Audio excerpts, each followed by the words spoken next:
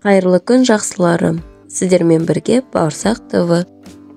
Бүгін біз қысқыға ерекше ассорти жабатын боламыз. Қолдағы бар заттармен жасалатын, оңай, жасалу жолымен бөлісетін боламын. Видеодан алыстамай, соңына дейін көріңіз. Бүгін күздік салат әзірлеген болатынмын. Содан біраз көкөністер қалып қойды. Қалған көкөністерден ассорти әзірлеуді жөн көрдім. Менде 2 литрлық 3 банкаға қанша көкөністер қаншадан кеткенін, барлық грамдарын видеоның астына описание бөліміне жазып кететін боламын. Еще дегенді басып көрсеңіз болады. 40 қабаттарымызды кесек үлкен етіп осылай турап аламыз. 40 қабаттың ортасын және барлық қажет емес артық жапырақтарын алып тастаймыз. Қызанақтарымызды турап аламыз. Үлкен бөліктерге туралса да түгетпейді. Оларды жеке кастрюльге өзін бөлек қайнатып алатын боламыз. Көкөністерімізді турап жатқан уақытта банкаларымызды стерилдеп алдым. Видеоның арғы жағында көрініп тұрғандай күздік салатымда қайнап жатыр. Оның рецептісінде каналыма салып қойдым. Видеосын сілтемемен өтіп көрсеңіз болады. Стерилденген банкаларымызға көкөністерімізді көрсетілген ретімен салып аламыз. Мен қиярды алдықашан екі жақ шетін кесіп, суға бірнеше сағатқа салып қойдым. Банкаға алдымен орам жапырақты бір келкі етіп бөліп салып алдым. Үстінен екіге бөлініп туралған болгар бұрыштарын салдым. Оларды да теңдей етіп 3 банкаға бөліп алдым. Жаңа видеоларымызды жіберіп алмас үшін арнамызға тіркеліп қоңырауды басып қойыңыз. Банкамызда бос орын, бос ауа көп қалып қалмас үшін қолымызбен нығыздап, мұжып, салып жібереміз. Үстінен қиярымызды да сыйғызып салатын боламыз.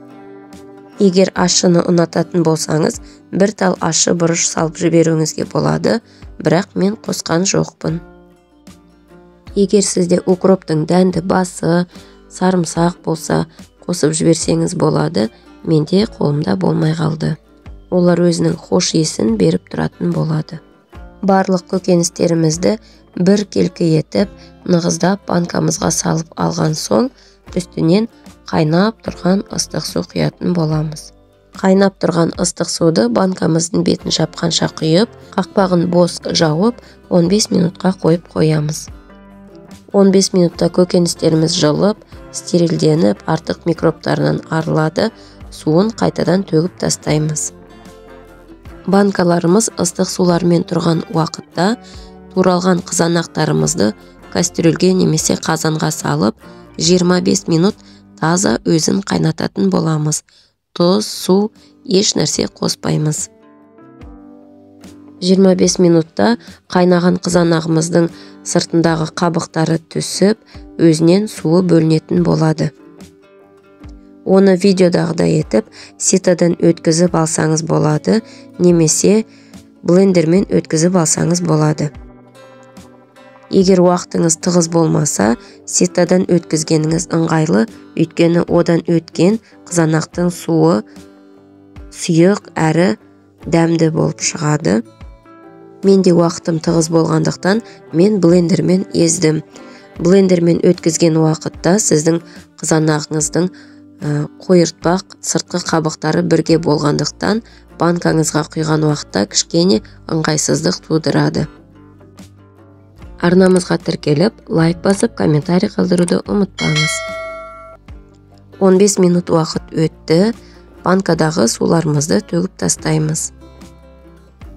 Енді банкаларымызға қызанақ шырынын құятын боламыз.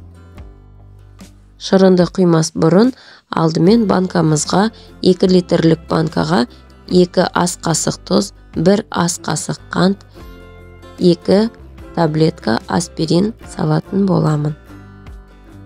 Сондай-ақ қара горошек, бұрыш, лавр жапырағын қалауыңыз бойынша қоссаңыз болады. Барлық дәмдеуіштерін қосып алған соң, қызанақ шырынын құйып, банкамызды бекітіп, қақпағын жауып алатын боламыз. Егерде шырыныңыз қою болып, көкөністердің арасынан өтпей жатса, осылай вилкамен арасын босатып, ақырындап жан жағына кіргізіп, толық барлық жеріне жететіндей етіп, құйып алғаныңыз дұрыс болады. Қақпақтарымызды арнайы жапқышпен бекітіп жауып аламыз. Қақпағымыздың асты кедір-бұдыр болмай, бір келкі тегіс болып жабылуы қажет. Банкамызды төңкеріп, дұрыс жабылғандығын тексереміз. Суы, ештеңесі ақпауы қажет. Дайын болған банкаларымызды төңкеріп, бір түнге қалың орап қойып қоямыз. Қақпағыңызды жауып алған соң, ыстық күйінде осылай кішкене жан жаққа шайқап жіберіңіз. Шырындары кірмей тұрған жеріне толық жетіп, бағанағы салған аспириніміз, тұзымыз, қантымыз толық еріп кететін болады. Банкаңызды төңкеріп, сыртын жылы қымтап қоюды ұмытпаңыз. Әбден салқындағанда салқын жерге қойып сақтайтын боламыз.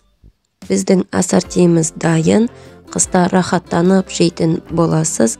Сіздер де әзірлеп көріңіздер, ас болсын.